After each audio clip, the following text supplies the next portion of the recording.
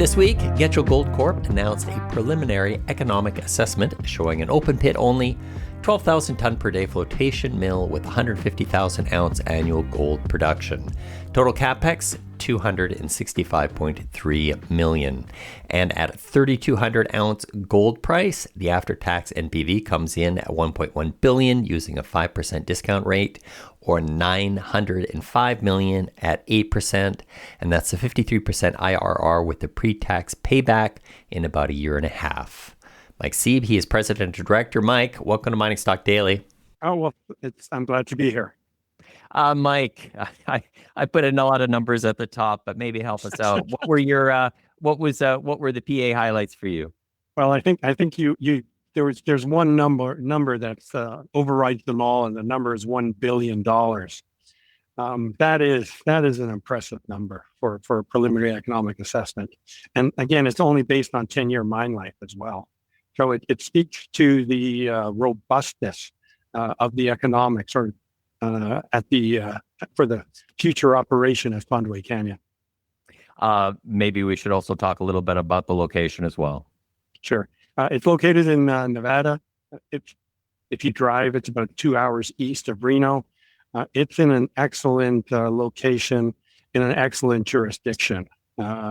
There's whole support and confidence that Fondaway Canyon will, become a mine one day. And it's not only the economics that supports it; it's the location as well as the setting. And so we're very confident that we can move this project forward over the next number of years. And it is, one of the preeminent pre-development plays in Nevada. Now, the PEA only covers the central open pit area. I believe that's 68% of the 2.8 million ounce.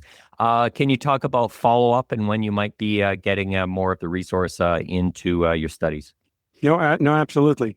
The overall gold corridor, it's an east-west gold corridor that trends, and this is as far as we've defined it so far, for at least 4 kilometers.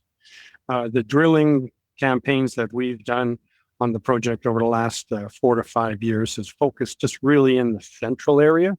So it's a 1 kilometer by 1 kilometer area. And that has basically provided us the best bang for the buck. With just a handful of drill holes, we tripled the historic resource estimates with just simply 4 drill campaigns. And it is a very significant, cohesive, and continuous body of mineralization. And it's just basically just held us in the central area, because every time we drill, we hit gold. And once you hit gold, you go left, you hit gold again, you go right, you hit gold again. So we have not had to even move out of the central area, because we just keep building and building ounces of gold just in that one geographic area. There is still underground resources that need to be drilled out.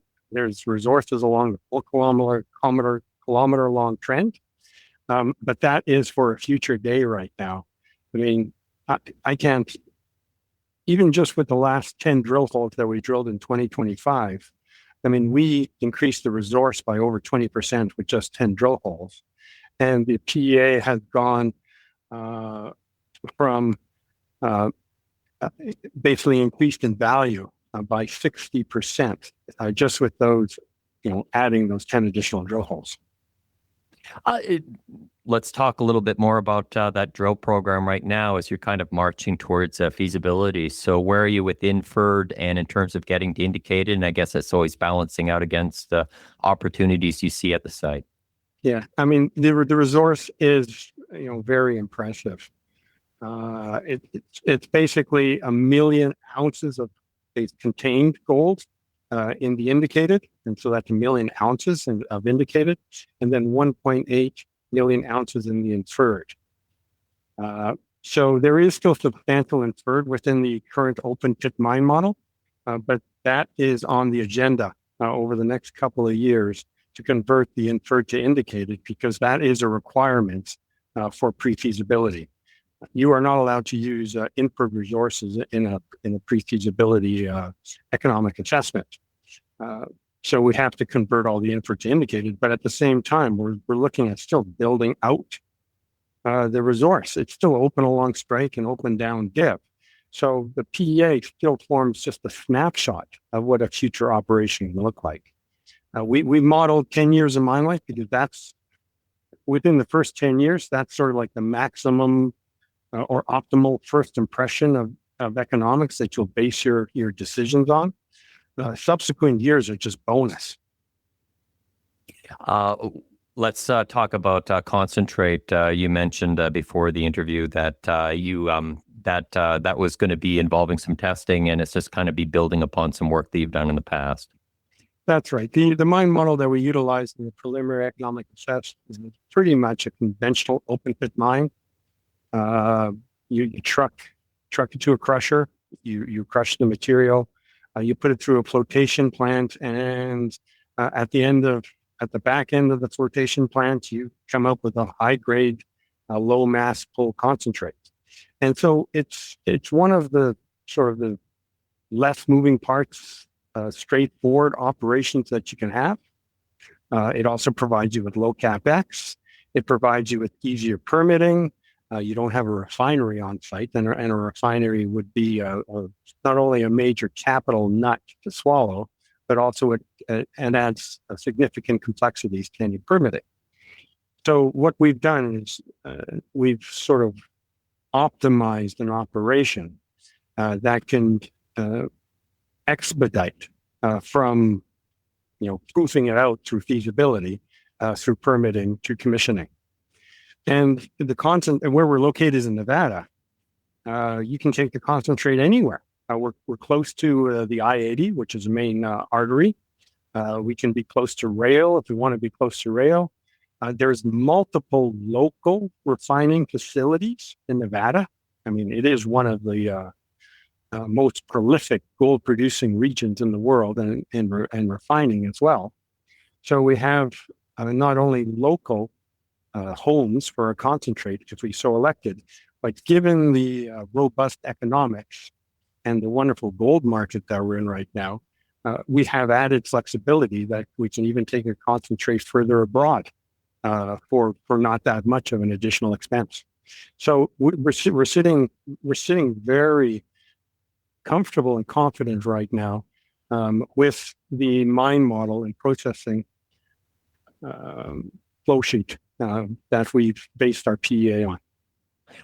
Just to follow up on the trucking of concentrate as well, too, there is capacity out there right now. You don't have an agreement in hand, but you don't think that that's going to be an issue? We do not have an agreement in hand. We're basically still too early stage for an agreement. Because I mean, the companies that run the refineries, they wait till your production is near term or almost real for it to enter into some form of an agreement. And so that's still a couple of years to 3 years down the road yet. However, our concentrate is going to be, in my opinion, extremely marketable. It has low deleterious elements, and it has high sulfur. And some people aren't aware of this, but when you're providing material to either a roaster or an autoclave, sulfur is required for the autogenous process. Basically the heating of the whole process. Otherwise, you have to use extra or extraneous energy to put into the system, which costs you money. However, the thermic reaction of the sulfur in the system basically heats the system itself. So it's autogenous. And, there's a lot of low sulfur or sulfide material that are feeding the local mills or sort of local refineries. And to be able to blend in a concentrate that is high in sulfur is quite a benefit to the refineries. So I think what we're going to be doing is we're going to be providing a premium product that is going to be pretty marketable and coveted. Where are you right now in terms of your financing as you're going to be, carrying on with the drilling program and working to the next stage of studies? Yeah, I mean, The majority of this year was, of course, working through the mineral resource estimate and producing the PEA that we just announced. The remainder of the year is taking the project to the next stage of permitting. We're working on a plan of operation and all the field studies that are required to support the plan of operation. And for those of you that don't know, the plan of operation will provide you with the permit that will take you all the way, to do all the drilling that's required and everything, all the other infrastructure or disturbance. It'll provide you the full allowance to go all the way through pre-feasibility and feasibility. And so that is also a major milestone for us to get the plan of operation in hand, which we're looking to submit to the Bureau of Land Management at the end of this year for consideration. And that'll provide us the ability to carry on, uninterrupted all the way through feasibility. Financing, though, Mike, I was just where are you with your cash right now, and do you have to do a raise anytime soon? No, we don't have to do a raise anytime soon. Our bank account is really comfortable right now. We also have in the money warrants that are being converted at the end of this year and in January to do the degree of drilling and work that's required for pre-feasibility. Of course, we're going to need to raise more money, but that is we're looking to do that in the new year. Now, there is a claim dispute that you did announce in a news release that was between Getchell Gold yourself and NB Minerals, and that's regarding the Fondaway Canyon. What's the status on that, and when might it be resolved? Yeah, well, first off, I just want to say that our claims are in good standing. All of our claims are in good standing, both with the county as well as the Bureau of Land Management. So, we are the senior claim holders. The situation that occurred is a third party came in and physically overstaked our existing claims, and their pretense or their contention is that they're arguing us for title, even though we're the senior claim holders and we contend that our claims are all in good standing. I can't go into details at the moment. The matter is before the courts, so I am restricted as to what I can say. You can refer to our news releases on the matter, even though they're very succinct. They're accurate, or they're an accurate representation of our position. And I'm going to just reiterate again that our position is that our claims are in good standing, and we are, we have title to the project, and we're moving forward accordingly. But that's up for a court of law to either support us in that statement, and as things develop that can be materially presented, that is either in the public domain alongside the court case, then Getchell Gold Corp will be providing it to our shareholders. Lastly, Mike, congratulations on the PEA. But of course, the next, the next question is, what's next? What's your big milestones in terms of advancing the project? Yeah, the next immediate milestone through the year is, of course, to get our plan of operation, which for ourselves or for anybody else who's involved in the project with us, it provides you with the fast tracking through the pre-feasibility and feasibility. And then over the next couple of years, it'll be all the drilling that's required in support of the pre-feasibility to not only convert all the inferred to indicated, but also to continue to expand on the resource and also improve on the processing recoveries and processing flow sheet. So there's a lot of good things ahead for the project, and I've been involved since 2019, and I've seen Fondaway Canyon go from a proof of concept to a multi-million ounce deposit that appears to be extremely economically robust. This has just been sort of a wonderful experience for me, and I'm still looking forward to what the next years have in store for us. Mike Sieb, we look forward to following the story, and thanks for speaking with Mining Stock Daily. Okay, and it was my pleasure, and thank you very much.